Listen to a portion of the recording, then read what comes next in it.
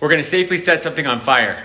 This right here is 150 grams of Costco canned chicken breast. This is 150 grams of a heaping bowl of honeycomb, one of my favorite cereals. Now both the chicken and the honeycomb are 150 grams. You might ask, well, why is it significant that these weigh the same amount? The average person eats about 4 pounds of food per day. So if you know you're gonna eat roughly 4 pounds of food per day, what you eat really matters. Now with the chicken breast, we're getting 35 grams of protein, 2.5 grams of fat, and it's only costing us 160 calories. With the honeycomb, we don't get very much bang for our buck.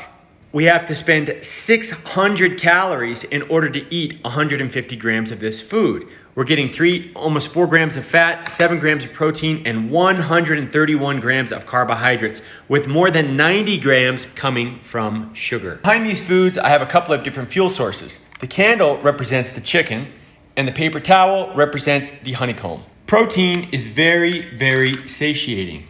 It's not a big flame. Our blood sugars aren't going to spike, and that's a good thing. That means our insulin levels will also not spike.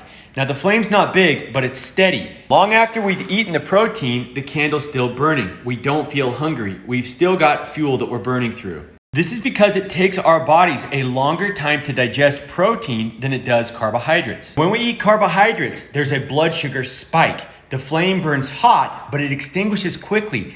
And so our blood sugar spike, our insulin levels spike, but very quickly the fuel is completely exhausted and we're back to feeling hungry again. So even though we had a huge bowl of honeycomb, we're already hungry again. Whereas with the protein, we're still holding steady.